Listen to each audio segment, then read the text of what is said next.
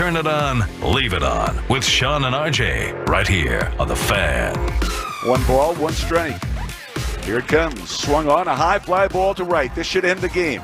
Adolis Garcia is camped underneath it. Now backpedals, makes the catch, and the ball game's over. And the Rangers have held on by the skin of their teeth and beaten the Oakland A's 12-11. They do not sweep the doubleheader. It is a split. They split the doubleheader with the Oakland A's and almost avoid a crushing split, which would have been a disgraceful split of the 4-game set as they split the doubleheader yesterday and win the series 3-1. Would have been pretty bad if they would have lost this game, but not as bad as how much of an idiot I look like today, Chop. Bobby's miserable day. Bobby hates the Rangers. It's how much I look like an idiot. He's not. Let's see.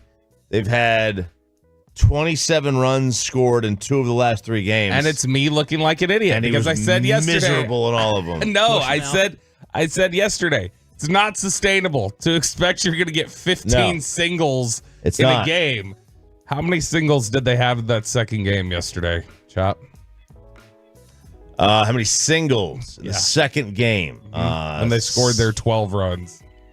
They said they had, let's go with 7. It was 15 again. 15 singles. It was exactly 15 singles. I think like that is the universe punishing me. That's the baseball gods punishing me about like your take was so stupid yesterday. Yeah, I mean, look. Singles 15 singles in back-to-back days. Singles are more sustainable than home runs. But not 15 of them in a single game. No, not in a single game. If you're hitting the ball that hard, you're usually getting more than 1 extra base hit.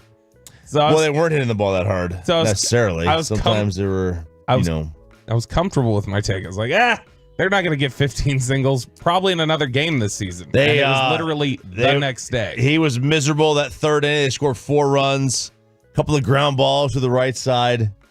Bobby's just miserable. No, they scored 12 runs. I'm glad. What I was miserable watching was Shea Langoliers continuing to just destroy this baseball team. He does. And, Jack Leiter was giving up some, he gave the home run to Langoliers on a fastball, which was kind of his bugaboo in Detroit in his first start. It was very similar in that the first inning, he gets out of there relatively quick, kind of sets everybody down, and then he comes back out for the second, and it's just, they got to beat on him instantly. That's what happens, right? I mean, that's kind of the progression of a major league team is that they get in the dugout and they're like, all right, this is what he's got. We've seen every pitch he has in the first inning, and now let's start to tee off. And that was kind of, not exactly what happened, but he did give up a pair of long balls in the 4 innings he pitched, allowed 4 runs. So a better outing than what he had the first time out. But still, they didn't let him go very deep. They didn't let him stretch the pitch count at all. No, and that was maybe by design. Who didn't knows? walk anybody. Was hitting the strike zone. There you go. Hitting the strike zone a little too much at times. Was serving it up a little bit. The velocity was not as high as we saw it in the first start. He touched 98, I think, in the first start. Yesterday, it looked like his fastball was more consistently around like 94, 95. I think Oakland might use an old gun. You're kidding me. They have outdated equipment in Oakland. I would think they might. I don't think they use the real gun that everybody else. Maybe they do. Who knows? They use a lot of guns in Oakland. They do. Not all of them. Not all of them are outdated or not. No, the Shea Langoliers this year in 21 at bats against the Rangers has an OPS of 1619. Is that good? That's very good. 5 home runs, 12 RBIs. In fact, I believe he has more RBIs and more home runs against the Rangers than he does all the other teams in Major League Baseball combined this year. Well, he is the new Tim Salmon. He is the new Chris Davis. Hang on. But look. Say that one more time. He has more home runs and RBIs against the Rangers this year than he does against all other teams combined. Oh, wow. So he's mashing the ball against your Texas Rangers. And he was doing it again yesterday. But the Rangers ultimately, you know what they did, Chop? They came out. They bounced back after dropping the first game. A game where they were up 4-2. See, look at that. Again, showing how dumb my take is. I'm driving around yesterday. I hear Leody Taveras hit that home run, like second home run of the game. They're up 4-2 now. See, this is what I'm talking about. Return to power. Bring the power back. And then they get their asses kicked, hitting home runs. Then the next game, where I'm wanting to see no more power outage, they hit one extra base hit and they win the game 12-11. Yeah. So what we learned yesterday, Chop, is that you're bored by wins. I just don't know what I'm talking about. Bobby is bored by the wins. I'm an idiot. And entertained by the losses. I'm an idiot. What we learned yesterday is that I'm an idiot and I don't know anything and I should shut my mouth. Oh, that should make about half the fan text happy that I just said that. Well, let's see. From the 817, can we call Trevor Bauer yet? We have 3 starting pitchers. That's because, oh boy, another one going to the DL. Dane Dunning now. Yesterday. This is becoming completely unsustainable. It's becoming comical. I don't know how you're supposed to weather this. You don't have enough pitchers in your minor leagues. You're to be really able to not. this. That's the point. You're really not supposed to weather this. No, and here they are. The fact that they're they're first place. The way baseball goes. It is the way. It's actually not the way it's supposed to go. Not completely to that extent. Is to where you lose 6 starting pitchers now. Cody Bradford, Dane Dunning, Eovaldi, Malley, DeGrom, Scherzer. And that's in addition to Spores had to come out after 8 pitches yesterday. We already know Brock Burke.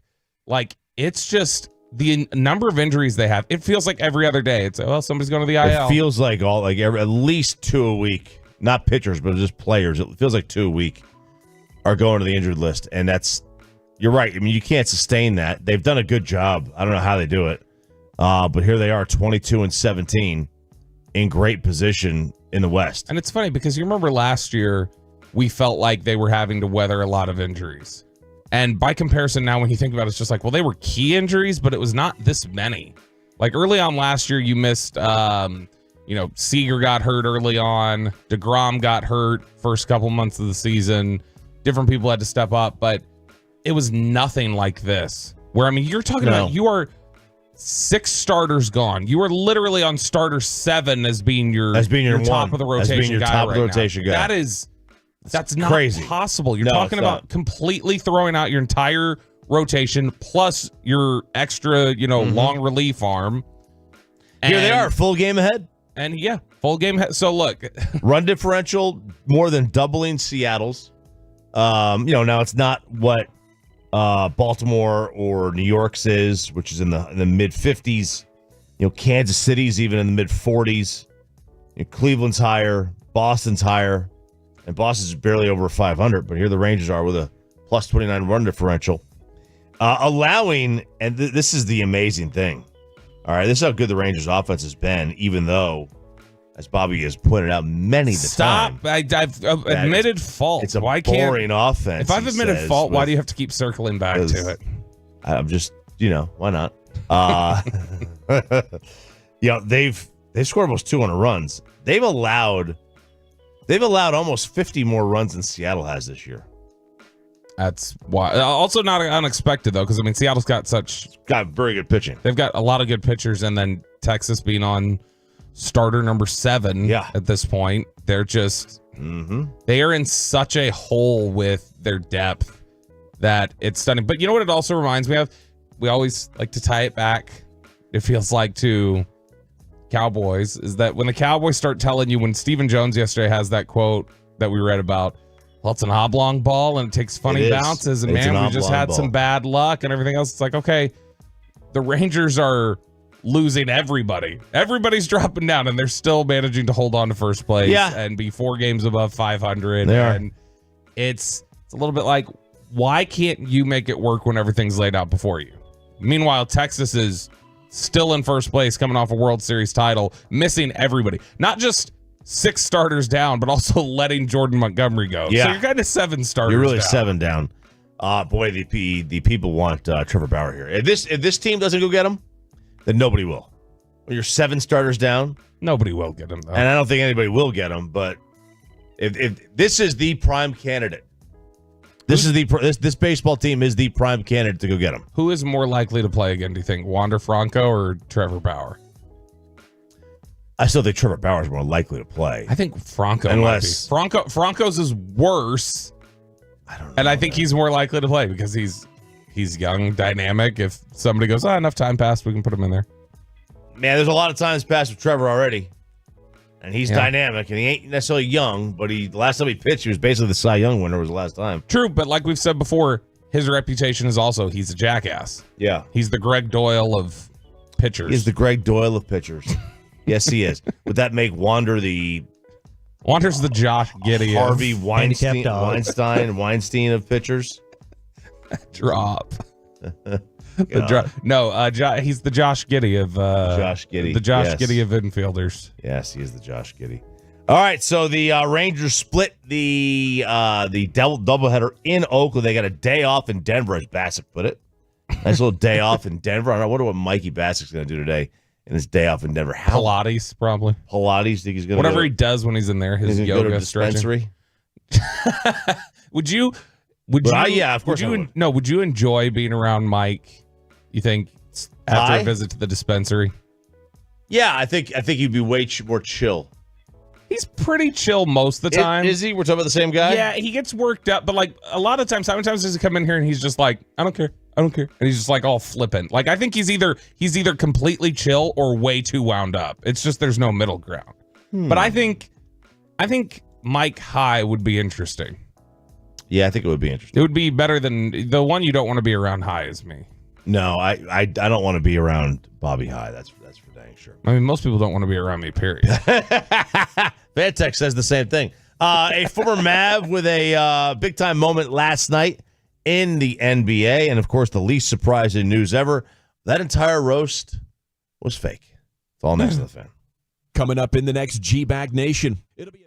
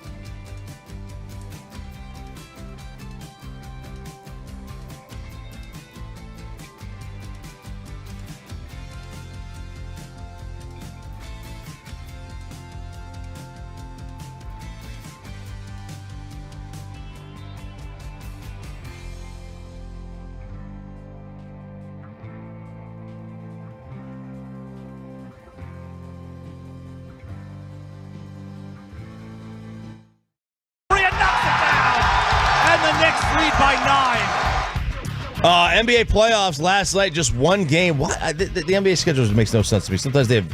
There's correct me if I'm wrong. There's 4 series going on right now. Why are there not 2 a night? Because they want to spread it out. Yeah. Because what? We're not getting Timberwolves for like a week. Yeah, the Timberwolves played on what, Sunday? Yeah, and then they won't play until Friday. It's dumb. Well, that was dumb that they started that series 2 games in before the Mavs and Celtics even started their series. They were on to game 3 before the Mavs even started their series. Yeah. They tried to, let's get them in early. I know. Stupid. It's so stupid.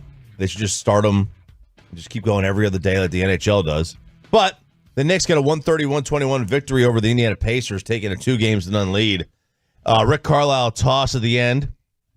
And we are going to hear today, man, the amount of idiot New Yorkers who are going to try to compare this to Willis Reed. Oh, my God.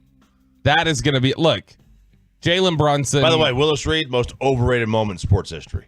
Came out, made 2 buckets. That's all they needed, 2 man. baskets. Wow, cool. That's all they needed. That was the emotional lift that they needed. It was all they needed. All they did. You know, if you didn't know that he only scored 2 baskets, you would think he came out and scored 38. So to you would say what? Like Willis Reed, the reputation that Here Comes Willis has should be reserved for something more like what Kirk Gibson did. Or is Kirk Gibson overrated? Because he couldn't run. No. So he had to hit a home run. What was overrated was Jack Buck's call. Really? Yeah, I don't believe what I just saw. That's pretty great. You just saw a home run. You don't believe that? Wow. Well, remember, this was the dead ball era. Remember, he led the Dodgers in home runs that year. I think Kirk Gibson had 23. Yeah, it's still, and he was hurt. You know, we've seen home runs in big spots in Major League Baseball before, right? But not off Eckersley. You do it off Eckersley in a big moment with a guy who can't run. It's like you need a home run because he's getting thrown out. He could hit it to the gap, and he's getting thrown out. He's getting thrown out at first base. He'll get pinch run for. But anyway, they're going to treat this like it's the second coming of Willis Reed. But Brunson does score 24 of his 29 in the second half. He is a stud. He's a stud, man. He's so good. Yes, and he is. My gosh, he's just the more you watch him, the more you're like, it does have the. Does it have the similar feeling of the Steve Nash decision? I mean, Nash had the back-to-back MVPs. Right, but yes. Like the idea of like, you were like, you know what? He's a little smaller. Is he going to break down over time? Now, obviously, Nash had become a more established player in the NBA than Brunson was by the time he left. I think a lot of people thought when Nash left that he was going to be good still. Like, people didn't know what Jalen was going to do as the one. We just didn't know. Yeah, and it's but what you did know is you knew he could function leading the offense when Luka was off the floor, and when Luka was on the floor, he could play off of him. But ultimately, I mean, I don't think anybody's that upset about it because you don't have Kyrie Irving in all likelihood if you keep Jalen Brunson. No, but is Luka and Brunson better than Luka and Kyrie? I don't think so. I don't think so because they both have to have the ball in their hands so many times. Brunson is. You can make an argument Brunson has played better than Kyrie. I think he is better. But the idea of the way they play together, I don't think so. Brunson, that was one of the unique things about Brunson that he showed while he was here, though, was that it had taken so much to find somebody who could play as a true number 2 off of Luka without being as ball dominant as they needed to be, and he showed he could do it. That was one of the concerns with Kyrie, was like, well, can Kyrie play off of him the right way? And he showed he can. So to me, I don't think anybody regrets, or it's easier to not feel like you regret it because of what Kyrie Irving's done for you. Right, yeah, I don't necessarily regret it, but like I wish that he was here. Pair of NHL games last night. Florida scores 6 unanswered. They beat Boston 6-1. They tie that series at 1. And then Vancouver scores 3 unanswered, and they win 5-4 over Edmonton. They take a 1-0 series lead. The winner gets the Stars. The Stars will come back from their 1-0 deficit starting tonight. The Stars will come back from their 1-0 deficit. That's what I said. Right? Oh, I thought you said if the Stars come back from their 1-0 deficit. Well, here we are. I've got the lucky jersey on this morning. You do? Look at you. I've got the Miro jersey on, so we're going to be good there. I'm not surprised the Oilers lost last night. When I saw them in Vegas, when I did an in-depth scouting report on all 3 periods of the Edmonton Oilers, I looked at them and I said, that's not a team that can keep up with the Canucks. The Canucks, yeah. Can't keep up with the Canucks. Very, very difficult. Nope. And so, I mean, once again, just one of my hockey takes. Dead balls on. It's the curse, man. It's the curse of La the Bamba. curse. This is good stuff, Peyton. Do we have the clip ready? Is the Kardashian clip ready? Yeah, we do. You want it? We do. It turns out the entire roast is fake. No. Brady wasn't actually mad? No. This is Kim Kardashian. Play it, Peyton. I know a lot of people make fun of your height. All right.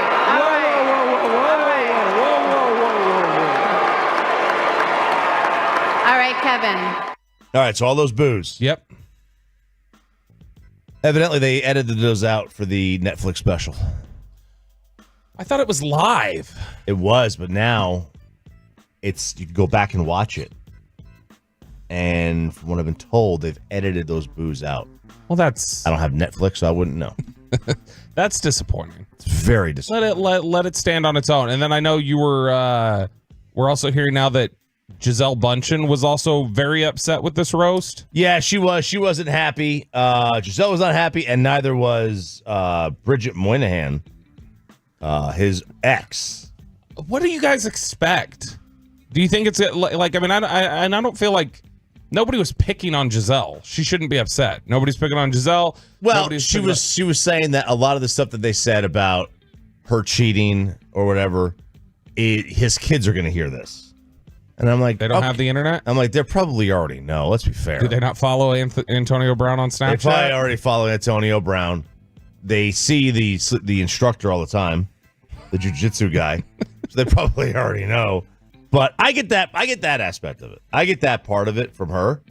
And then from Bridget Moynihan's perspective, she's just like, she was being very passive aggressive, putting like other, which something I would do, putting other comments, like reposting memes and such. Are you passive aggressive? No, I don't even do that. I just let everything slide, and I let it bottle up until I pop.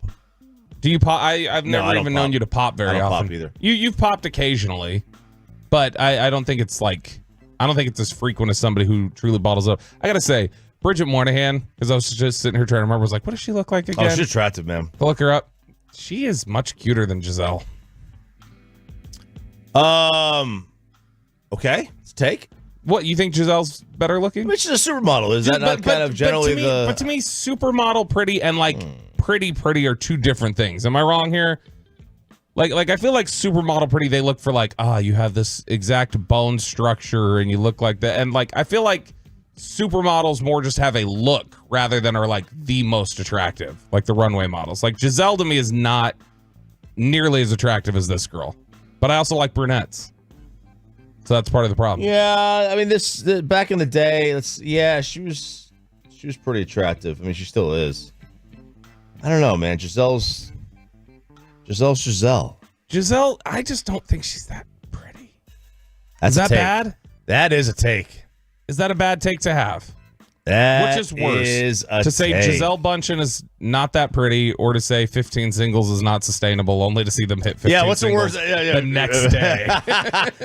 Franklin, Andrew Terry's fantastic. What is Bobby's worst take? Gisele is mid, or the Rangers offense, or scoring 15 runs is boring. Which is Bobby's worst take of the week? Oh man, wow, that's pretty bad. Okay, that should be. I bet Sean would love that as a new Friday segment. What was Bobby's worst take this week? Bobby's worst take of the week. Very good. Hey, what's coming up? And we're gonna do Inside the Star here. Zay Jones. Look, below the belt was right. Zay Jones is visiting the Cowboys. RJ Choppy wants no part of Rashi Rice. That's all next on 105 The Fan. Hey, miss anything on Sean and RJ? Easier than ever to find the entire show on our Odyssey.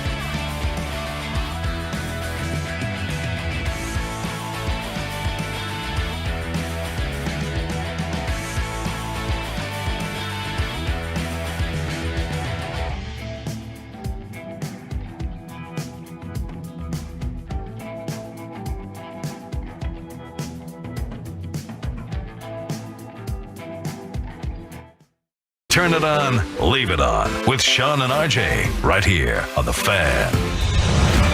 From news and notes to the coaches and players for America's team, let us go inside the stars on 105.3 The Fan. Good morning, Metroplex. Bobby Belt has knocked it out of the park in a way the Rangers have not. I have to say this. I am stunned. The Franklin injury attorney's fan text in a resounding, Unanimous. damn near unanimous beatdown has agreed with Bobby, co-signed on his Giselle is not attractive take. She's not a pretty girl. I am floored. Now, I think she's like, yeah, she's attractive. Like, I think she's attractive. I think she's a little bit overrated, but I was not expecting this. Yeah, I mean, this is... I wouldn't call her mid. You called her mid. This is a beatdown. You said that she's the Rangers offense. Stop circling back to that. Let's talk about the Dallas Cowboys, okay? Because we do have movement with your Dallas Cowboys. Yesterday during Below the Belt, RJ Chopper, we talked about the idea of Zay Jones, the son of former Cowboys linebacker Robert Jones, a former second-round pick, a former top 40 pick. Yeah, That's exactly. That's signing anybody is an improvement at this point. And Zay Jones, who has been on a couple different visits with the Cardinals. I believe he's visiting with the Chiefs today. But yesterday, he had a visit with your Dallas Cowboys. And I know we did Love the Star yesterday with Brian Broaddus and a shirtless Peyton Russell. And we had the discussion about Zay Jones where Brian had reached out to a number of his contacts in Jacksonville, a place he used to work, a place he still knows several people. And the word there was this guy would be better than Michael Gallup. Like, he's better than Michael Gallup right now. So if you're looking for somebody who's a better route runner, somebody who's going to give you more, Zay Jones will absolutely do that. Now, there are some off the field questions. There's some questions about who the guy is between the ears, the mental toughness, things like that. But these are the kind of gambles I would guess everybody is willing to take for the Cowboys when you're talking about it's May 9th and you need people on this roster. Give me talented guys with questions if that's all I'm going to get. Take 'em. And so Zay Jones visiting with the Dallas Cowboys on Wednesday. RJ Choppy, your thoughts? I'd be up for it. I do not think this receiving room is all that No, you have two guys and one of them is old, smaller, 30-year-old receiver. Yeah, I like Brandon Cooks, but I don't think Brandon Cooks is a 2 on a championship team. Is Zay Jones? No, I don't. But I think if you have Cooks and Jones, like, that's pretty good for a 2-3. Yeah, Cooks, You know what I Jones, Lamb, with what you get from Ferguson. Yeah, I think that's a good. That's a stable. It's a stable. It is. It's a stable. It is a stable. Yeah, that is how I would look at it. If you're just gonna roll out there, Lamb, Cooks, Tolbert. Now maybe Tolbert's what Zay Jones is. Maybe that's what he becomes, and then you don't need this. But I think they need something else. Yeah, something needs to get done for the Cowboys in the receiver room because right now it's just the number 3 guy. Because as we've talked about before, the NFL is a 3-receiver league. It is. It is not. You don't have 2 starting receivers anymore. You legitimately have 3. And so for the Cowboys to run into the season with essentially not a lot of clarity on who their 3rd receiver is going to be. I mean, it's kind of by default, Jalen Tolbert right now. But if you can tell me Zay Jones is going to give you more than Michael Gallup did, which is what, Broaddus was hearing yesterday from people, is that, hey, this is somebody who can be a better route runner, can be a better contributor than Michael Gallup at this point, then I am all for exploring that. Now, he did leave the building without any sort of a deal. Like I said, he's going to Kansas City today, which Kansas City obviously has a lot of questions about Rashi Rice, which we will get to here in just a second. Some of your thoughts on Rashi Rice. But overall, I'm in favor of pursuing this. I know I mentioned yesterday, I'd be in favor of calling up the Titans and seeing what would you give up for Treylon Burks? What would it take for us to get Treylon Burks away from you? Is it a 6th? Is the value that low? Give it to me. Like, I will absolutely take a first-round pick 2 years removed. A top 20 pick that the Cowboys were really high on. And so I think that it's clear the Cowboys know they have to get better at receiver. In fact, it's interesting. They seem like they're prioritizing once again. A lot of people going like, well, why didn't you go get a running back in the draft? It seems like even after the draft, they're prioritizing the idea of strengthening the receiving core more than running the ball, which would seem to run counter to Mike McCarthy's Kellen Moore wants to run up the scoreboard. I want to run the damn ball. Which would, I mean, that's what he said he wanted to do. Passing game was proven to be the strength last year. Of course it was. It's proven to be the strength every year. Across Major League Baseball, or Major League Baseball, across the National Football League. Across the NFL, singles are king. Would you shut up with that? Now, because of the Cowboys exploring the receiver market, they did release Martavis Bryant on Wednesday. I had forgotten he was here still. But we had gotten a ton of questions from people who said Martavis Bryant can be the third. You saw what he could do. Theoretically. Big receiver, fast guy. We know what he could do. The last time Martavis Bryant caught a pass in an NFL game, do you know when it was? Was it pre-COVID? It was 10 days after the Cowboys traded for Amari Cooper. It's pre-COVID. Yeah, that's... So, few years pre-COVID, because clearly they still liked Amari Cooper. He hadn't refused to get the shot yet. Where's he been? Hurt? No, drug suspension. Oh, of course, yeah. So he had been suspended for a while, but no tread on the like. There's not a lot of tread off the tires. I don't know that I buy that. But I mean, just in general, we were just talking about like play it like the whenever people talk about like when you play these games, it's like you're getting in a car accident every time. In terms of that beating on your body. 60 car accidents a day. Exactly. You're not you don't have any of that with Martavis Bryant. He hasn't he hasn't had that issue for the last 5 years. But ultimately, Martavis Bryant was released. Tom Pelissero said there will be interest across the league, and we await. Speaking of car accidents, we await news on Rashi Rice and whether the Kansas City Chiefs will release him, and if they release him. Even though he was a second-round pick last year and a guy who contributed in a meaningful way to a Super Bowl team, RJ Chopper, you say you are out on Rashi Rice. Yeah, I'm out. I thought you were Mr. Second Chances. You were Mr. Redemption. I am. You were Mr. Yeah, Trevor Bauer good, but no Rice? Here's the problem. I would take Rashi Rice in any other team. It's evident he can't stay out of trouble here. Okay, so this is like It's funny, when Kelvin Joseph was here, when he got drafted by the Cowboys. Is this he was the underwear and cologne thief, right? No, that was Joseph Randall. Kelvin Joseph, duh. Yeah, boss man Gat. Yeah, boss man. That's who we're talking about here. I got my Josephs mixed up. Yeah, no, it's we're talking about old boss man Gat or burnt man toast or whatever you want to call him. But what people had said about Kelvin Joseph from the LSU side, people at LSU were saying, get him the hell away from Baton Rouge. Get him as far away from Baton Rouge as you can. And he went to Kentucky. Yeah, but like the idea of wherever he goes to the NFL, he needs to be far away from Louisiana. Yeah. Like he can't be near that culture, those people. And then he ends up in Dallas. And there were a lot of people in LSU who were saying, this is bad. He's too close to home. Like he's too close to be able to get into trouble now. And when you talk about home, Dallas has been home for Rashi Rice. He spent time in Philadelphia. He grew up there. I think that's where he played high school ball. But Rashi Rice had played college ball at SMU. That's where a lot of his problems had existed already. And you drop him in here, I absolutely see. It's like the Johnny Manziel idea. That's it. That's all it is for me. He doesn't, for whatever reason, he seems to get in trouble here. You want to put him in any other city, I would absolutely sign him up because I think he's a talented player. And I'm big on second chances. But I just don't know here that it's the best thing for him. No, because that's like you're right. It's the guy can't go without whatever it is. Something about Dallas, something about Central Expressway makes him want to go 120 miles an hour. What is it? I mean, it's the factor of just the company you keep, right?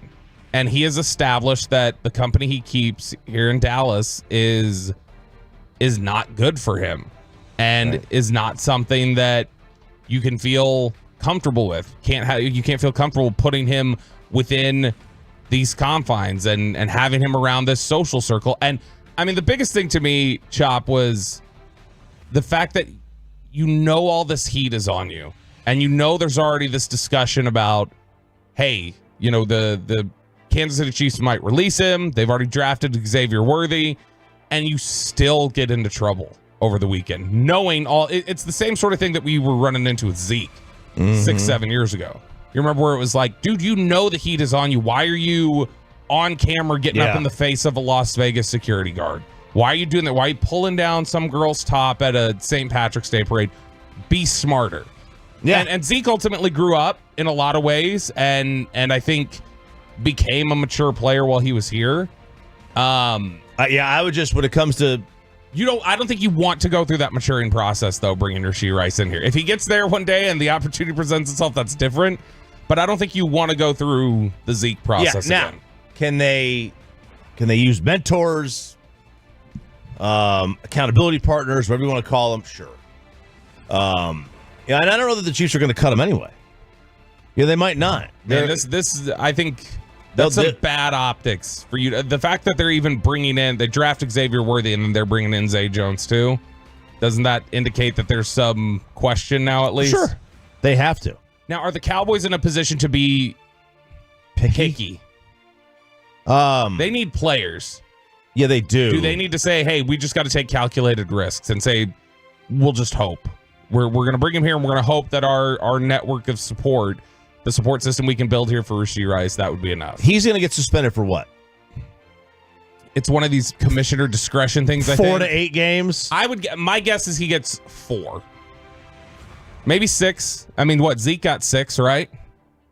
Yeah. Zeke got 6. And I mean, it's a similar sort of issue where it's not the same sort of thing he's being discussed for, but a similar issue of you're under a lot of scrutiny from the NFL and then you got in trouble again in the middle of it.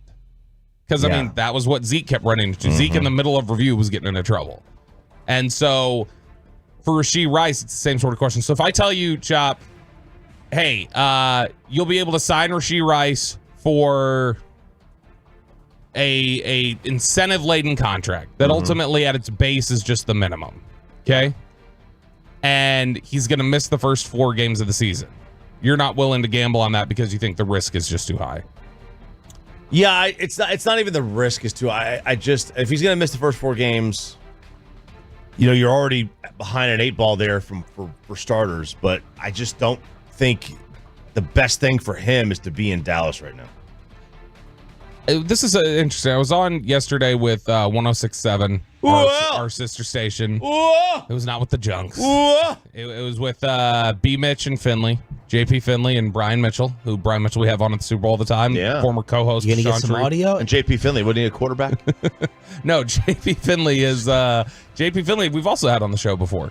But JP and B. Mitch, Charlie's kid. That's exactly who it is. It's Chuck Finley's kid. Yeah. So we were talking about just where the Cowboys are at, and they'd asked me, they said, what kind of a team is Dallas right now? Like, when we look at all their depth issues and everything else, they're like, what is Dallas still a 12-win team right now? And if you don't start filling out this roster with, in all likelihood, some gambles, whether it be Zay Jones or trading for Treylon Burks or if Rashi Rice gets released going after him, Chop, I think this is a 500 football team roughly right now. The Cowboys? Yeah. This is a very tough schedule they have coming up. And I just don't think I trust what they've done to replenish a team that was pretty flawed last year. Buy into us. Buy into us. Is that his request of Jerry and Steven? I think buy so. into us. Spend some money. Buy us. This team still is going to win 11 or 12 games, I think. With a healthy quarterback, you just think they're locked into that. I think that's kind of how it works. Man, it's such a I think if we look at the schedule right now, Tough schedule. You got Houston in there. Definitely, I think they're. I think you're anti-Houston. I forget. I think Houston was a 1-year wonder. I don't know. I look at this whole setup right now for the Cowboys, and I said you have not done enough to replenish your depth. Because to me, it's not even a question of your starters or anything else. You're a top-heavy organization to begin with, but like all your depth is gone. You've lost your depth. You've lost a number of starters that you're replacing, banking on with rookies, which you think will be good one day, but you're still having to forecast a little bit. I mean, Cooper Beebe, you're projecting to be your center, and he hasn't ever played a game at center. And Tyler Guyton, who's raw, you're expecting to just step in and be, Tyron Smith. And so to me, there's just a lot of questions there. And receiver is just one of them, and that's why the Cowboys are investigating that position right now with Zay Jones, and maybe potentially if Rashi Rice gets free, maybe they'd investigate it there or call up Treylon Burks. They can do that. I mean, not call up Treylon Burks, They but wouldn't call up the call him Titans up. about Treylon Burks. I think calling Treylon Burks specifically would be I think it would be tampering. I think they tampering. might lose a You draft pick. probably lose a second or third or fourth rounder, maybe a first. Who knows?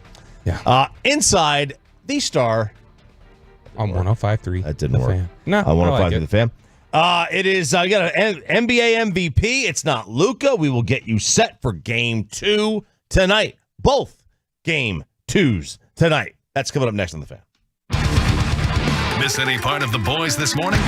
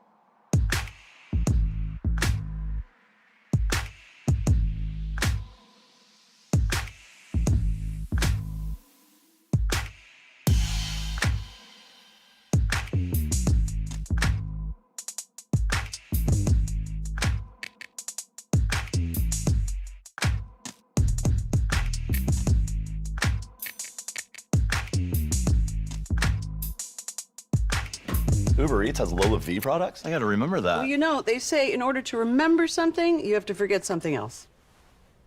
Okay, now that is a very cute haircut. That's like a little shag. I've never seen that before. Well, I mean, of course you have. It's the Rachel. Oh, is that your name? No, I mean like your name. No, I'm Jen. My name's Jen. Right, but I just mean like this is your haircut. But that's hair on your head. I'm not saying this is your hair. Okay, freaking me out a little bit.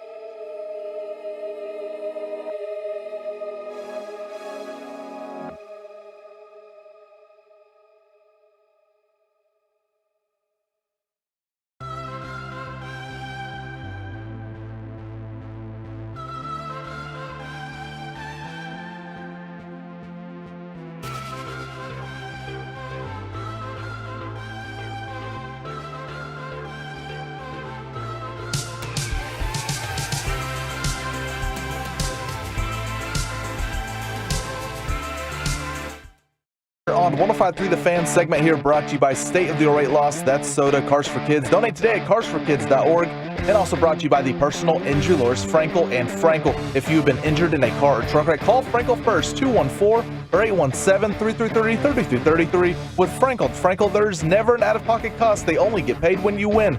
Frankel and Frankel, the go-to car and truck wreck attorneys in Dallas. Shout out to the 6 a.m. club. Join us here at 105 for the Fan. It's Sean and RJ. Sean's out on paternity leave. I'm RJ Choppy. He is Bobby Belt, back from the bathroom like a Neanderthal. Didn't see you walk in there with baby wipes. That's pretty disgusting. Or dude wipe. Or dude. It's the same thing. I know. Yeah. That's pretty nasty. Peyton, Ryan alongside. I washed my hands, though. Most of the time, you guys don't wash your hands when you go in there. I'm pretty sure when I poop, I wash my hands. But not when you use the urinal, you don't. I mean, if I urinate on them, some splashback. But if there's no urination, you and Sean just like walk right out. Sometimes there's not enough time. I forget I have to pee, so I go in late. And I mean, it's hit and miss if there's soap in there to begin with. That's true, but at least some water, maybe. I sometimes will run some hands into the water, but you're right. Yeah, I mean, I have the hand sandy here. You like Moises Alou, the Moses? Yeah, Moises. Moises used to do the urination on the hands. That's why he didn't wear batting gloves. That's why a lot of the guys would do that. They would the non-batting glove wearing folk would do that. Yeah, because it's it was for calluses. It would toughen them up, almost like pickle juice. It would soak them in pickle. You could also do that. Soak your hands in pickle juice. If your urine is like pickle juice, then I think you should see a doctor. Oh, baby. All right, we got Mavs and Thunder game 2, Stars and Avs game 2. Both of them tonight. Both of them, in the 8:30-ish area. More likely to 8:50. Mavs definitely tip off before puck drop for the Stars. Oh, I agree. You got Carolina Rangers again before this one, so that's probably going to go to triple overtime, just like it did the other night. But the Mavs will take the floor without the NBA's most valuable player on it. Oh, is Luka out tonight? Luka's not out tonight. He's just not the MVP. What? Okay, but they have the runner-up, right? They will take the floor with the runner-up. The runner-up will be playing tonight in the Mavs Thunder game. Yes. Shai Gilgeous-Alexander. Luka finished third? He finished third. Boy, we kept wondering, we kept talking about this, Chop, the idea of these ESPN straw polls and everything else kept telling us Shai was second. Like when they would check media. And we're just like, how can this be right, especially at the end of the season, the way that Luka played? And I cannot figure why they have Shai higher. I think a lot of it is. Is it just being like the Mavericks were a bottom half seed? Well, that helps, but I also think the main thing is that there's a lot of people just hate this Luka style of play. They hate the Luka style of play, and I wonder if he was penalized for, will you have Kyrie? And it only clicked once you went and got other pieces, like you were not the most valuable player. Maybe. Yeah, because 18 games is not an MVP. No, but I mean, he was pretty great for the entire season. He was having a career year. He was. But he was fantastic this year, and he deserves to be in the top 3. And he is, but he's not number 1 or number 2, and that is Joker and Shai. There were 4 guys who got first place votes. It was obviously Jokic, Shai Gilgeous-Alexander, Luka, and then a single vote for Giannis Antetokounmpo. But man, to me, it's this deference to Shai is wild to me. Because to me, and I know there are going to be people on the fan text right now, because you get people who get worked up about the Mavs who will say, well, I mean, you saw the other night, right? Like, Shai's clearly the better player right now. To me, Shai is not a better player than Luka at the moment. Not overall, not yet. I could argue at a better year. Now, it wasn't necessarily statistical with points per game or assists, rebounds, all the things. But, yeah, I mean, look, here's the reality of it. How many Thunder games do we watch a year? None. Well, 4. 4? Yeah. I mean, you catch them on random TNT nights or ESPN or whatever. I honestly probably watch. They're not on TNT all that often. Anyway. Obviously, you see the way Shai plays, but I don't know. You probably saw 12 games. Like I saw parts of 12 games this year from the Thunder. My assumption is that the people who vote on this see him a lot more than we do. So maybe they just know better. I don't know. Did they see him enough to justify, you think, two people leaving him completely off their ballot, which is what they did with Luka? Two people had him completely off the ballot. And off the ballot is how many? 5. 5? That's tough. That's tough. I think you have to just Bill Simmons said he hated Luka's style of play, right? And I think he shares a lot of the same thoughts of other media members who just don't think that someone who's as ball dominant with him is really that they put their numbers in perspective. I don't know. Maybe that's just a guess. Who was voting? Who gave a 5th place vote to Kevin Durant? Who gave a 4th place vote to Domantas Sabonis? That's a great question. Get your votes taken. What did he have? 57 double doubles this year? No, it was more than that. It was like 75 double doubles. It was every game pretty much. I think it was every game he played. He had a double double. But I mean, which I don't think is all that impressive. Like let's be reasonable here.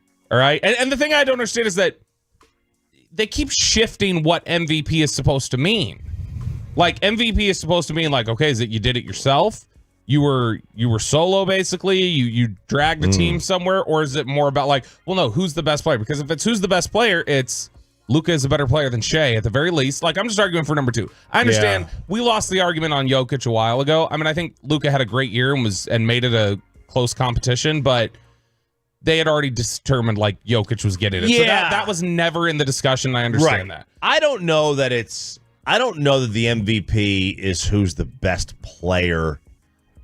Because I think everybody's definition is it more who dragged their team to whatever point? Maybe. I mean, I think it's different for everybody. Shea's playing with a better core roster. Yeah. Oh yeah, for sure. Shea's playing with a better roster, and Luka is a better player. So which of these are we ranking it by? It's funny. The Ringer had an article up, and I think they wrote it specifically towards you, Chop. The Ringer did. The headline. Okay. Why can't this be the Oklahoma City Thunder's year?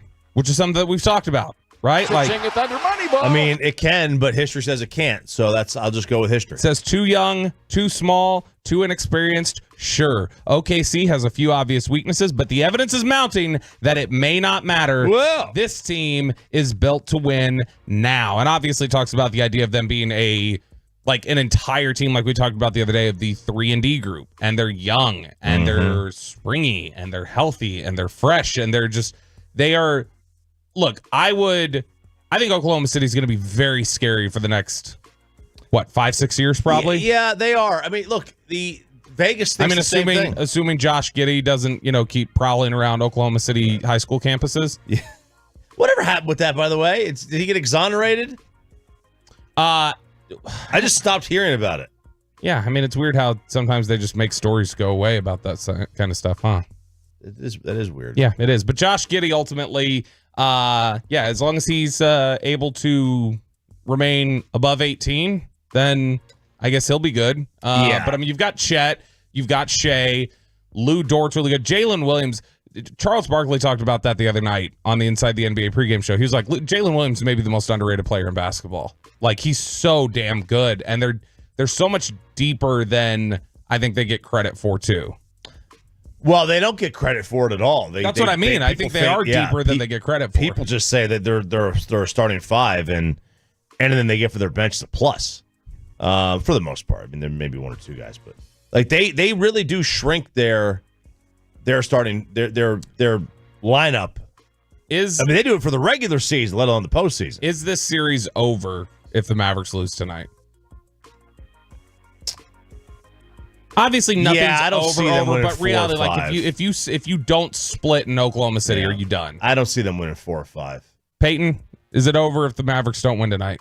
I mean, they went down 2-0 to the Suns, a couple years ago, and they won that series. I think the Suns were a much better team than the Thunder this year. I'm not going to count them out because they are going home. It'd be different, if the Stars losing 2 in Dallas and going to Colorado. Yeah, or when the Stars lost 1 and you just ruled the Stars out from beating Colorado. Right, and I changed it. I was in 6, by the way. I'm up 1. I'm more confident now today than I was yesterday. Here's the thing. I'm still fine on the Mavs if they go down 0-2. It'd be disappointing. That Suns team was gutless. I don't know that this. I think the Mavericks have to win tonight. This is, to me, a must-win. Yeah, I don't know they could lose. They could win 4 or 5 with a hobbled Luka. Now, people on the fan text are saying Luka's going off tonight. Okay, so did you see the Oklahoma City fan who threw the ball away from Luka. Yes, I did see that guy. People are claiming, they're like, boy, my phone's lighting up. You know what I bet this is? I bet this is a text from marketing consultant Cody, who is an Oklahoma City Thunder fan. Let's look. Let's see. I just got It's so funny listening to y'all talk about the Thunder. They play an 8 to 9 deep rotation. Yeah, I just said they're deeper than they get credit for. Does this guy listen? No, he doesn't. No, he doesn't. Everybody shrinks the rotations in the playoffs. He doesn't listen. I just said they're deeper than they get credit for, Cody. Listen, and he's vegan. He's not breaking down the NBA. He is. No, he's breaking down his vegetables and his lentils to try and get any source of protein.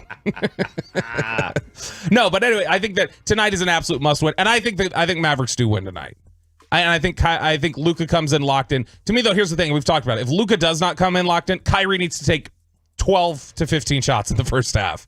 If Luka is having trouble, Kyrie needs to come in and take a bunch of shots in the first half. Here is the great Tim Legler. Legs. Basically saying, and Windhorse is here too, that is not going to happen. The reason I thought Dallas could win this series, it completely hinges on Luka Doncic. And he looks cooked.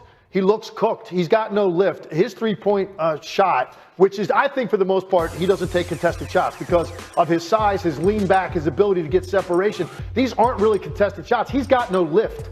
All of these shots are hitting front rim.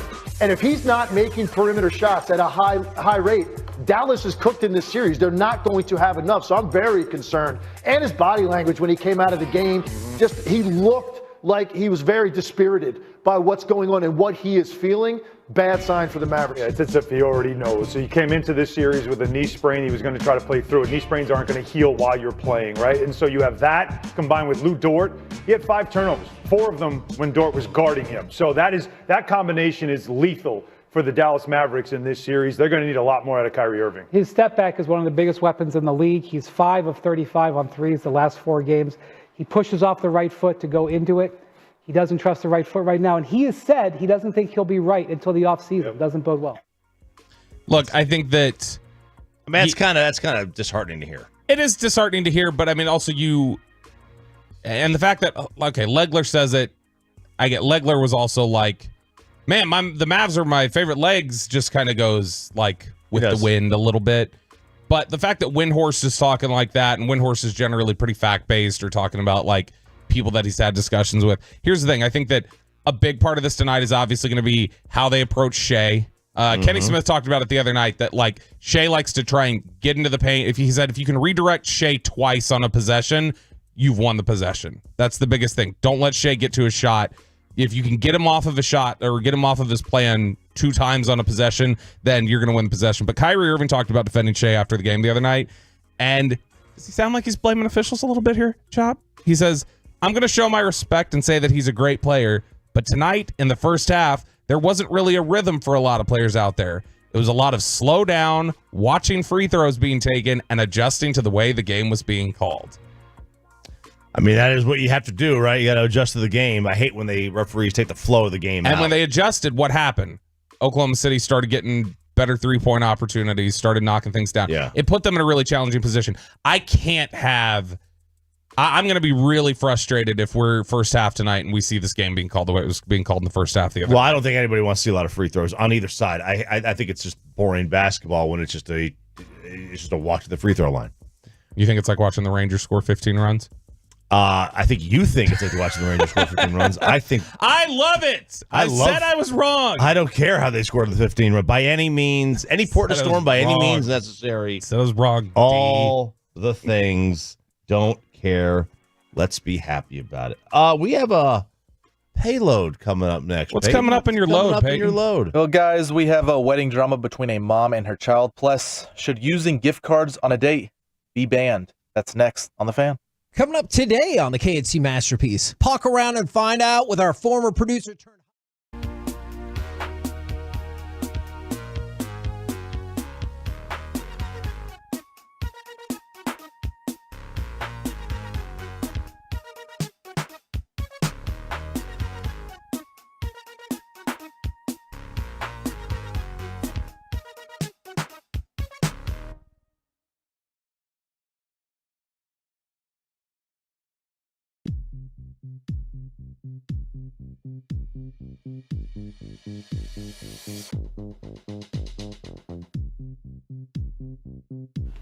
Uber Eats has Lola V products? I gotta remember that. Well, you know, they say in order to remember something, you have to forget something else.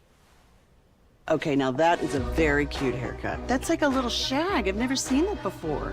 Well, I mean, of course you have. It's the Rachel. Oh, is that your name? No, I mean, like your name. No, I'm Jen. My name's Jen. Right, but I just mean like this is your haircut. But that's hair on your head. I'm not saying this is your hair. Okay, freaking me out a little bit.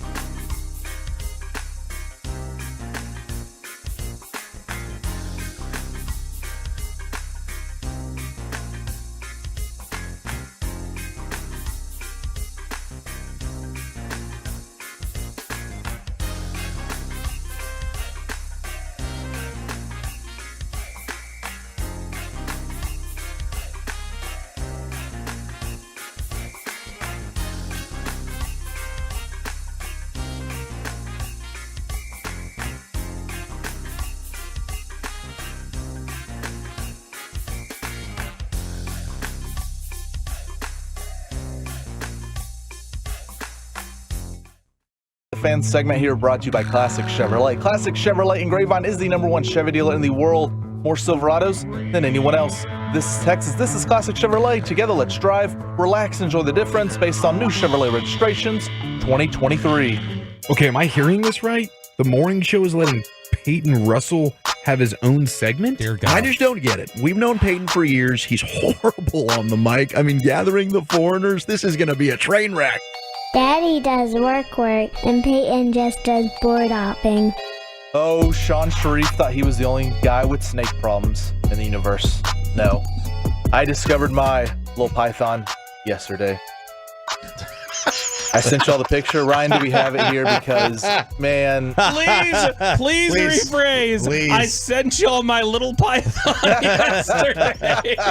No, I think he said I discovered my little And then he said I python. sent y'all the I picture. sent y'all a picture. How big do you think this little python is? Little garter snake. Look at it. Black and yellow, though, right? Isn't that what are the colors? Is it black and yellow's deadly? Or is it red and yellow? You're thinking of a coral. I think that's looks It's a blue little and, garter snake. Looks blue and white. So to I'm me. mowing yesterday, and I know mowing during the week, whatever. Dock me for What do that. you mean, but- whatever? How's that a dock you? Well, usually it's like it's Saturday, Sunday. That's mowing, right? I mow 3 times a week. What? Yeah. Is that better for the grass? Yeah, it allows it to keep it shorter and it grows out. Yeah. Is it like I cutting like to let it split grow ends? a little bit before I cut it. Is it like cutting split ends for Yeah, women? because you're not supposed to take more than like a ½ inch or an inch off at a time. So I try to mow 3 times a week if I can. I like to see it grow a little, then just chop it all off. Yeah. But no, so I was mowing, and I was like, what is this thing moving in the grass? And I get closer, and its tongue is sticking out at me. I go, okay. So I'm thinking, all right, do I run it over with the lawnmower, or do I give it a second chance? Jeez. And so I kick it a little, and it crawls away, Kick it a little. slithers away. Yeah, kick it a little. But then it comes back, because I go vertical with the yard, right? I go up, down, up, down, up, down. And so I have to come back around to it, and it's still there. It slithered out, to the other yard, and it comes back. If it was talking to you, how would it sound? Hey, it's on the reef. That was a glorious bit. But yeah, so I need some of Sean's mountain lion pee because I need to mountain lion rid of this pee? thing. Yeah, I'm not worried about it I'll yet. come but pee on your yard. I couldn't tell because I was sitting there waiting. I was like, man, it's really coming back quickly. I didn't know if it was multiple. That's the thing that scared me the most. Was So it was, how long did you say? About a foot long? It was a foot long, 12 inches. Boy, math. That's not a foot long snake. Yes. A foot long. You don't think it's a foot long? Well, it's all curled up a little bit. It's like your Bumble profile all over again. That's right. I did say I was 6'1". That's why I have a girlriend now. As I said, There you go. That's right. That's a story for another time. Yeah. I think you're good on the mountain. Do you have a green belt or anything near you, or is you like surrounded by houses? Behind our house is like it's just a land of horses. Someone owns it. It's like a little farm behind us. Oh. Right behind us. Yeah, you might have some. Look, here's the thing. Snakes. You grew up in Texas, right? Like, yeah. I think every yard in Texas has garter snakes. Yeah, of some kind, or those really. I grew up like at the house I grew up in before I moved into an apartment. I grew up in a house. Wow. We had there were garter snakes in the backyard all the time. That was the middle of Farmer's Branch. So I think this is pretty normal. I was texting my girlfriend Mackenzie, and she was like, "Just get rid of it. Kill it now before it comes back." And I was like, "No, it's too innocent right now. It wasn't harming me." Garter snakes literally are zero threat. Yeah, but it's a garter snake until it's a python. Like I said, until it eats some crickets back there. This is not a Pokemon. It's not going to evolve into a python. Okay, it is a garter if Carter snake. was listening, yeah, he'd know what you're talking about. Yeah, it goes from Ekans to Arbok. Guys, I want to discuss a serious topic here. Gift cards. It's free money, right? We can all agree. Gift cards They're great. They're free money. I'm going to cost somebody, but yeah. Somebody's paying for it. How bad is it though if you use a gift card on a date for a date? If my thought process is let's go to this place because I have a gift card, Don't call her a do thought. you get less credit for it? And let's just say it's like a first date, or like you're not actually dating the person. Is it less is it a man card violation for doing that? It's not a man card violation. I just think it's a bad look to use a gift card on a first date. Yeah, I mean, I don't know that I ever have on a first date. I mean, I don't think it's. I don't think on any. Let's just say it's not a first date. Like you and Mackenzie are just going to dinner. Yeah, you would not use a gift card. I would. It's okay in a relationship when you are trying to establish a relationship. I think it looks very Or if you're trying to get the deals, if you're like, oh, you want to get like the, I know you're not going to go to Chili's but like, like a 3 for $20 or whatever it is. Like if you try to point out the deals on a first date or second date or whatever before the relationship. I think if you point out a happy hour, that's fine. Yeah, Okay, that's fine. Right. Okay, I get that. The gift card usage just strikes me as, hey, you thought so much of this date that you were like, well, I'll only go somewhere where it's free for me. I've got a gift card Or that I can cheaper, use on it. yeah. Like I picked this date spot based on like, this wasn't going to cost me any money. I certainly wasn't going to spend any money on you. Yeah, that's what I think is subtly caught up when you say that. I think, if she picks the place and you happen to have a gift card, I think you're fine. I think you're in the clear. I think Bobby's right, though. If you pick it only because you have a gift card there. Now, if you have a Visa gift card where you can use it anywhere, I think you're good to go. Well, because they don't even know that. They don't even know, right? Yeah. Oh, I'm just splitting the check up with these two. Yeah, girls would never know the difference of a credit card and Visa gift card. Yeah, they might. Yeah, I mean, on a first date, maybe not, but like, I think there's some women that would be like, oh, he's financially responsible. I don't. Some might. I think that's what Sarah would. No. I think, he's financially responsible is what they say whenever like somebody with one of those Instagram or TikTok channels, like with the little mic that they're like, tell me why you, what did you think of a guy used a gift card on first date? I think it says he's financially responsible. Like and then in real life with their girlfriends, they're like, this cheap MF-er, like that's what they're really saying. Yeah. I probably would use it on a first date. Okay. But I mean, I have absolutely no problem. I love when people give me gift cards. Love it. I do too. I think it's great. I find like there are a lot of people who just think they're like it's thoughtless. Like you're not putting any thought into your gift or whatever else. Okay. That's another topic of discussion. Is the gift card for a gift? Is that? I love it. Is it lazy? No, I think it's like I don't want to guess. You go pick what you want. It's lazy if you give it to your significant other. Is it? Well, unless it's like to a makeup place that you don't want to buy the wrong makeup. It's impersonal. I don't know. It's impersonal. I'd rather give someone cash. You can spend it anywhere. What are you, her uncle? I hope not. Cash. You just roll up $100 bill or something and say, hey, here you go. Go spend on whatever you want. You give it to her all in ones. When's her birthday? January. So we're far away. Okay. Yeah. For when's the next holiday that you give gifts for? People still give gifts for Mother's Day. Don't forget about Mother's Day. Do not give your girlfriend a gift for Mother's Day. No. I'm just saying. I was just pointing out. You said holidays and gifts. I was like, all right, Mother's Day. To all the husbands out there, don't forget about Mother's Day or Bobby. I get it because my mom died. Yeah, I just got that. Man, one. last year was it last year this time that you were taking fan text of give me your worst Mother's Day? No, I was like roast me the best can. And they're like, I bet Bobby's saving a lot of money for Mother's Day. Do you at least go to her headstone? Yeah, I go there. I leave gift cards on her headstone, and I'm like, sorry, this is too impersonal. But I mean, you're not even here to understand it. Yeah. Send her flowers or something. Yeah, exactly. All right, it's the payload every Thursday at this time, 6:40. We go from dating to moms or no moms to weddings. And look, I have not been married. I'm not married right now, so I don't know if I have a say in this, but there's this parent out there. I forget what state. It doesn't say in this article what state they're from, but there's these parents that they refuse to pay for their child's wedding because it's not how they would have a wedding. This mom says that she expects their child's wedding to be wheelchair friendly or disabled friendly, and they must invite all family members to the wedding. And so like should parents really have a say in like the actual wedding part, or is it?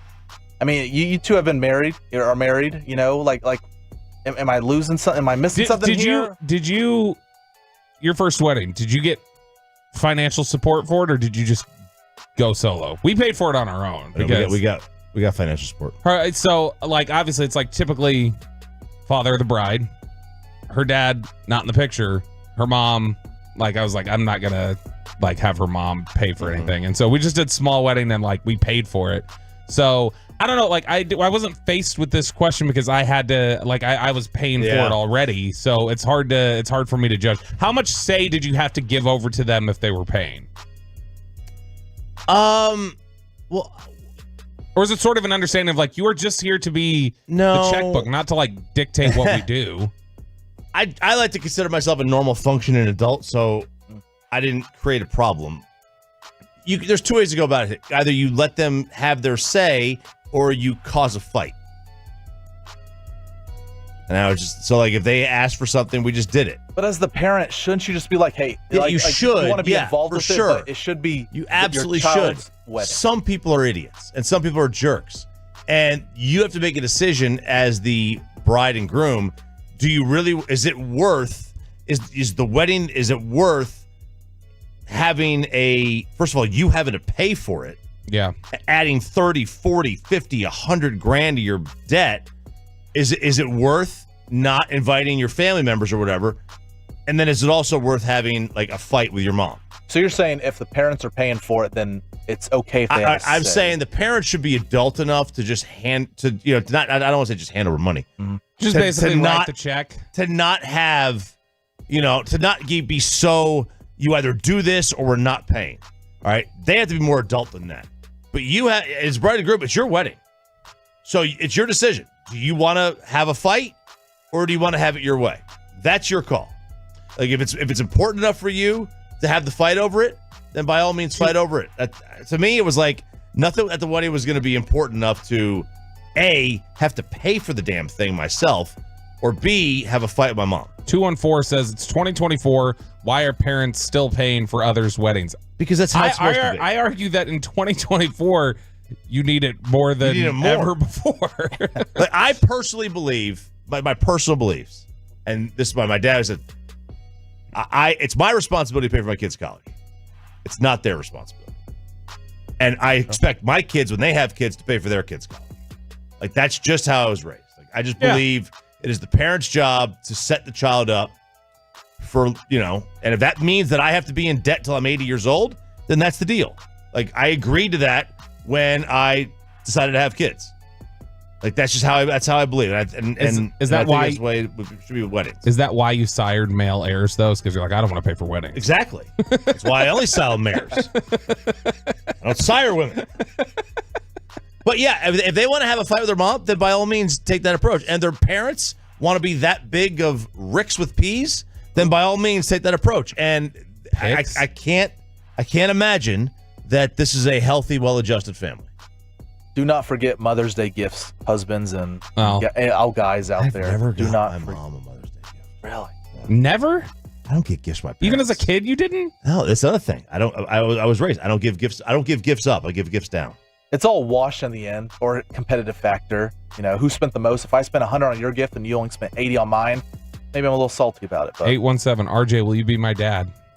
I mean, I might be already, so you never know. Certainly might be your daddy. That's weird. Oh, man. That's with the payload. There we go. Very good. Good load today, Peyton. Let's get you set for some game twos. And how did those two games finish up yesterday for your Texas Rangers? It's all coming up next on 105.3 The Fan.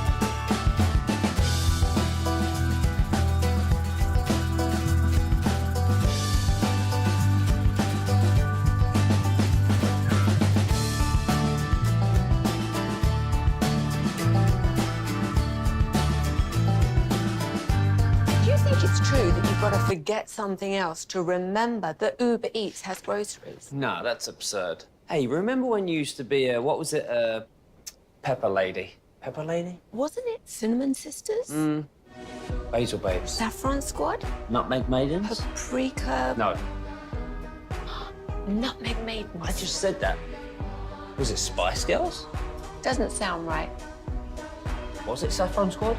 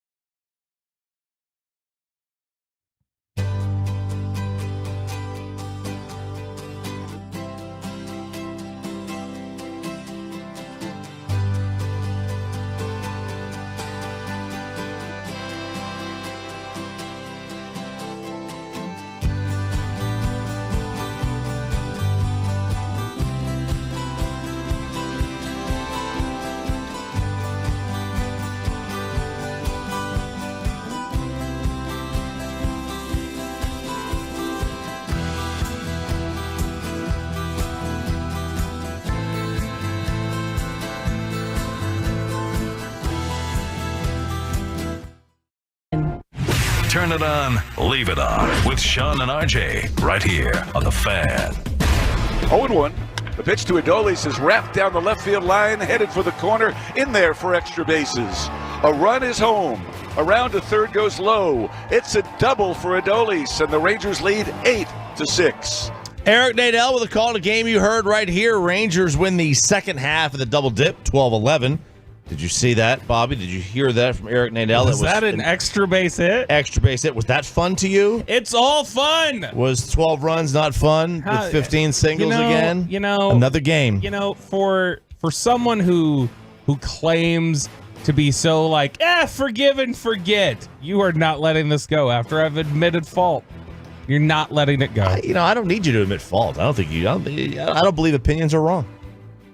Well, you certainly are driving this one home. I just think that not unlike the Rangers drive home runners with singles. Yes, no, they did. They 12 of them.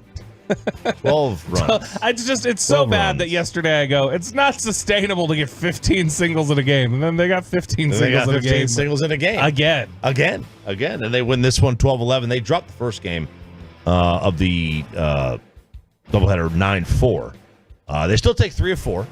And in the series, they score 4, 15, 4, and 12. So I guess they're off today. So tomorrow they'll score 4. And they'll score a double figures the next night.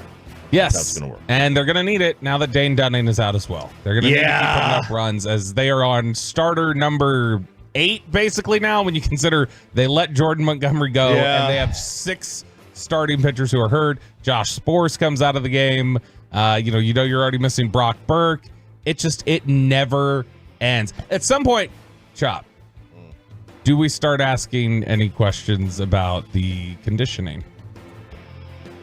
Well, or is that not fair? Scherzer and DeGrom are not their fault. Sure. They're older, and DeGrom has been hurt all the time.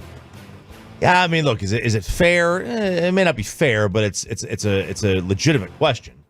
I think there's a lot of teams out there that have take for example, my buddy who's a trainer in Major League Baseball. He goes, everybody laughs at the New York Yankees.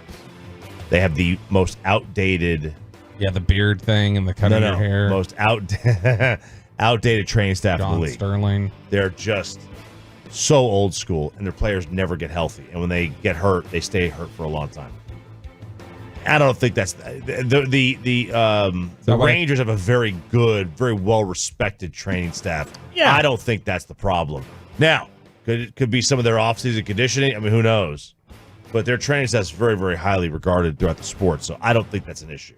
Yeah, it's something that I wonder, like, at what point do we start just asking it as a question? You mentioned the Yankees, obviously, and their training staff. Like, is that why they can't keep Stanton healthy? Maybe Stanton has a problem with that too. Did you see yesterday what Stanton did? I saw the highlight that he hit like 120 mile an hour home run. 120 miles per hour on the exit velocity on that home run. Only could keep him healthy, Yankees. Boy, the Astros. But at least he doesn't have a beard. That's right. At least he doesn't have a beard. The Astros are now, they've lost 4 in a row. They've lost 9 straight to New York. They've haven't won a game against them all year. They are 12-24. Houston is 8.5 back of the Rangers. Boy, I am going to. What odds could you get right now for the Astros? Pretty bad, probably. Like, in terms of people still are buying into the bounce back. Look, next segment at 7:20, I'm going to go through this article we have from ESPN talking about MLB expectations and which teams are fulfilling expectations, which teams are falling short. And it will make you vomit when you hear the way they talk about Texas and the way they talk about the Astros. It's sickening. You know, on BetMGM, which is a partner of BetQL. Well, Astros are only 3.5 to 1. I mean, that's not even worth it. It's not even worth your money. No, they will not move off of them. They're too scared. They remain bullish on them. Yes, they're too scared. Rangers are basically even money. They're at plus 120. Mariners are plus 140. Astros at plus 350. Then you get down to the Angels, plus 8,000. A's plus 12,000. Wow. So there you go. That's what'd you think of Jack Leiter? More of the same of what we saw in the first game. There are flashes of it. It looks really good at times, and then it also you can see why he was picked where he was picked. I'll tell you that. Yeah, but you also see why he's struggled at times. And they get a beat on him really quick. He seems to have trouble adjusting. Like, once they get a beat on him, he seems to have trouble just kind of, adjusting to the way that batters are approaching him. And yesterday it felt like the velocity was maybe a little bit down from what we'd seen in the first start, but. Look, I mean, these are the kind of guys that you're going to have to rely on right now with so many issues in the rotation. I mean, there is a certain MVP, Cy Young sitting out there. Is he still pitching in Mexico?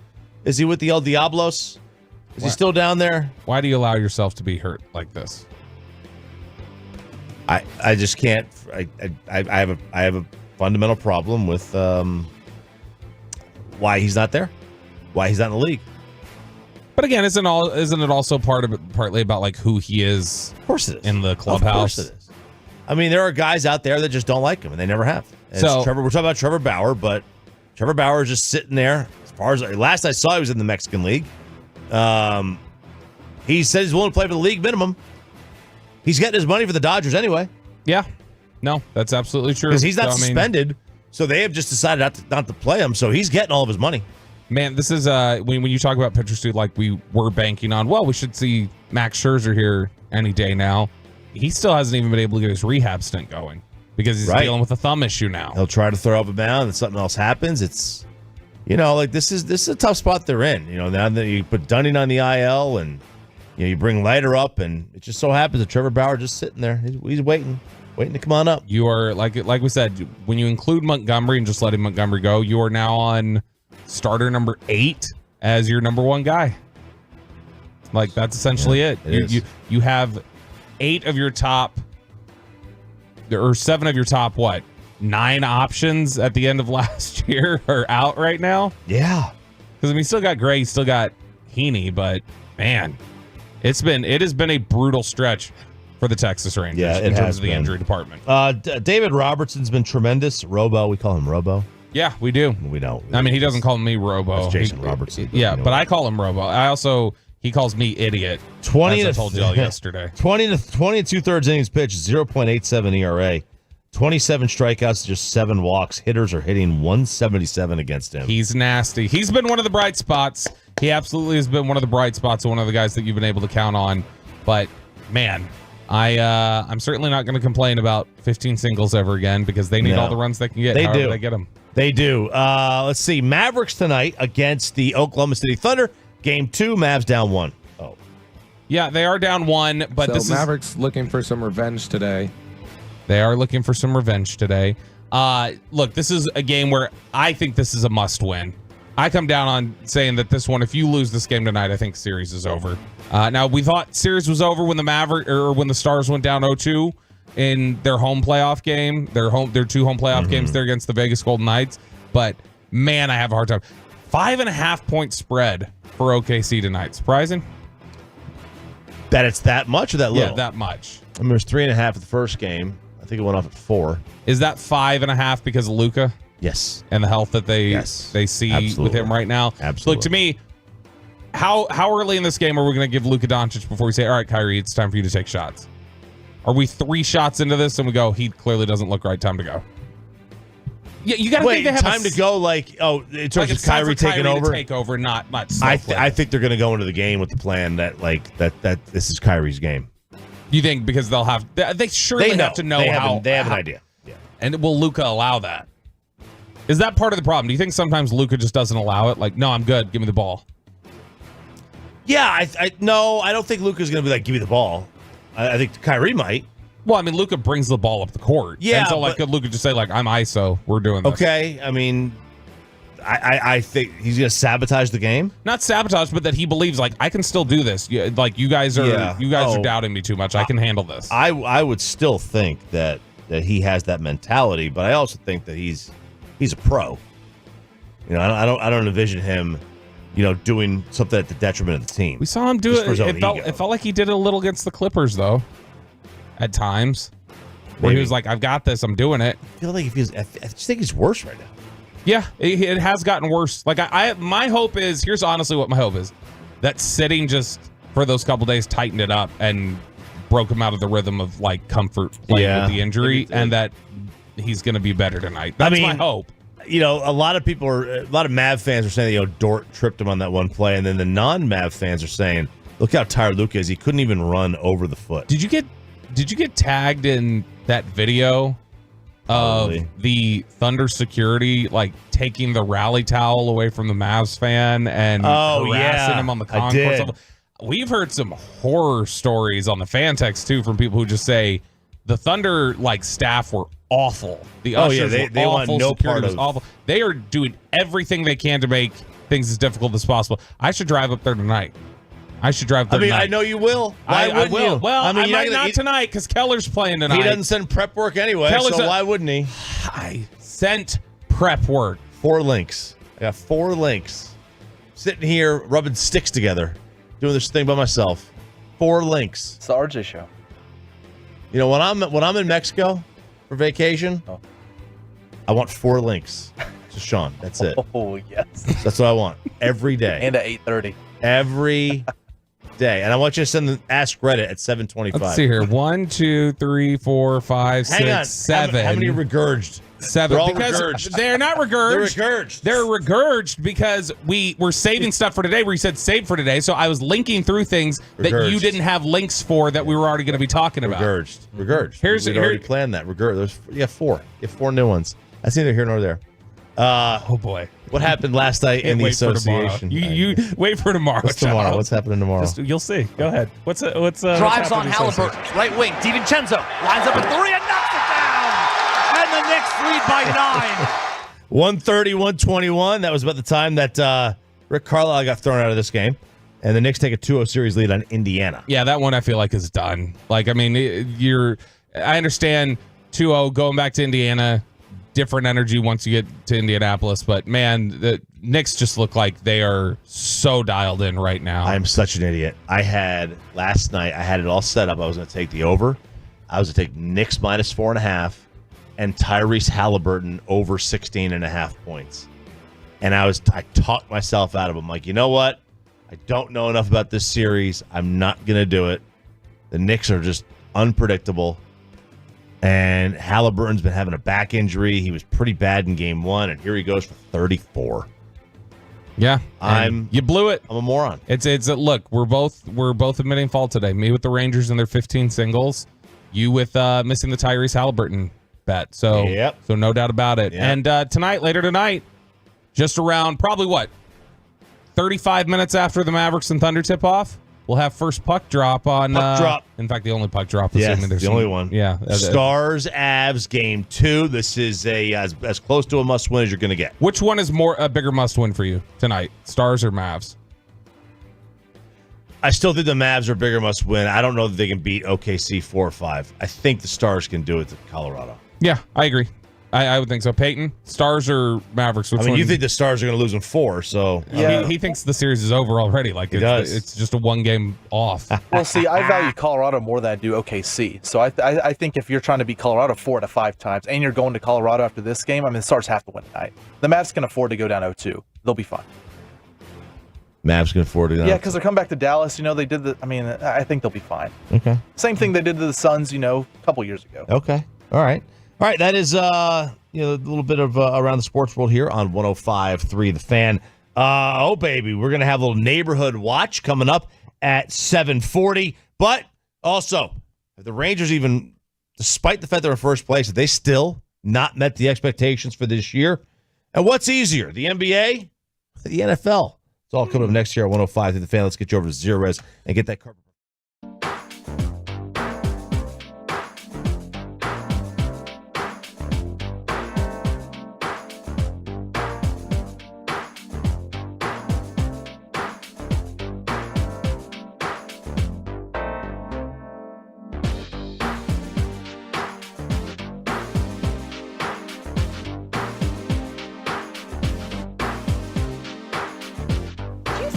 That you've got to forget something else to remember that Uber Eats has groceries. No, that's absurd. Hey, remember when you used to be Pepper Lady? Pepper Lady? Wasn't it Cinnamon Sisters?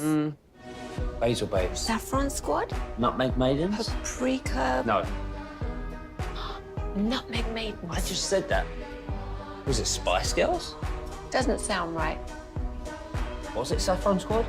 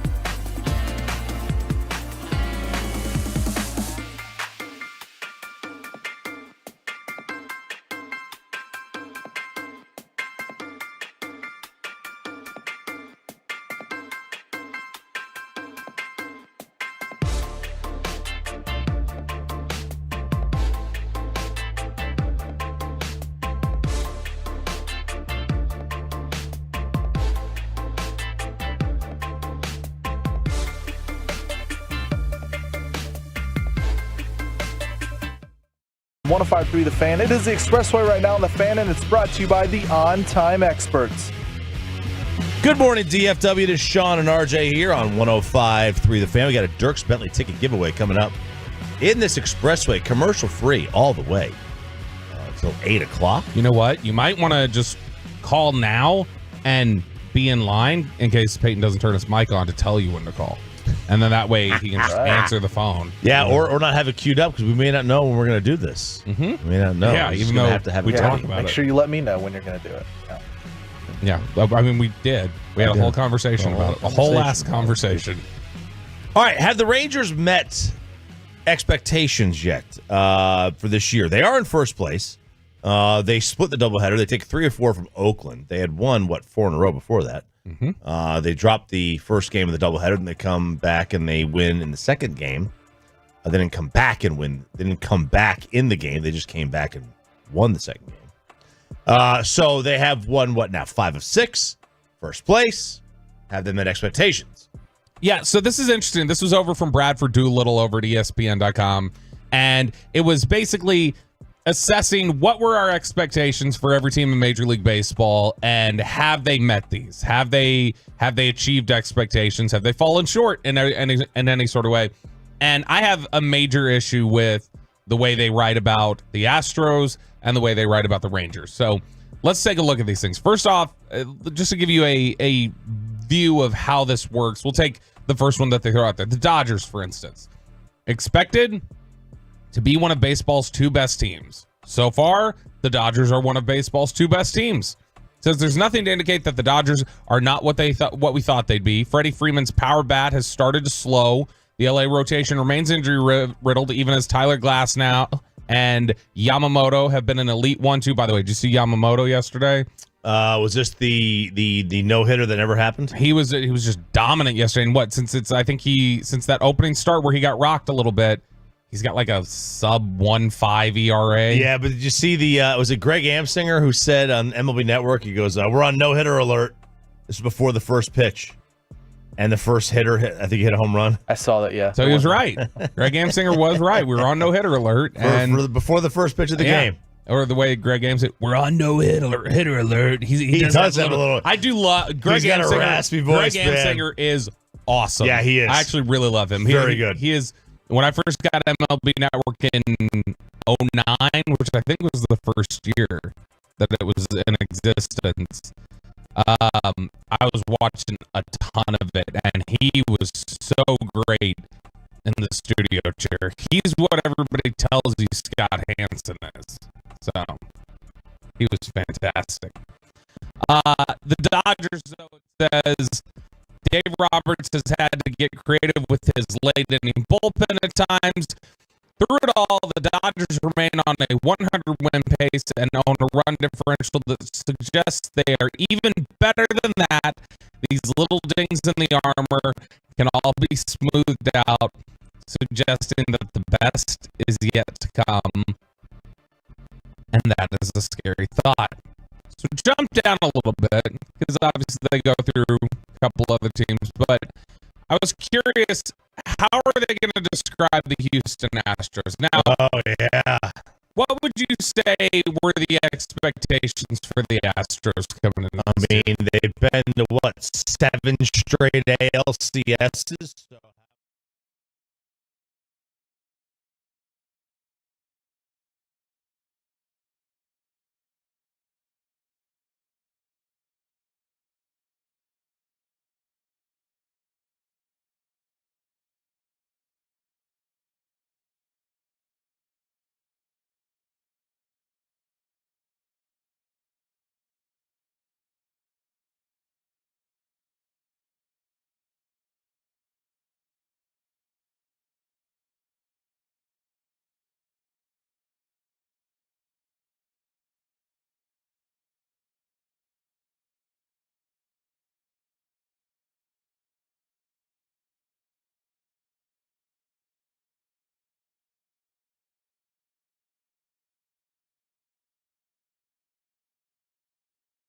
So more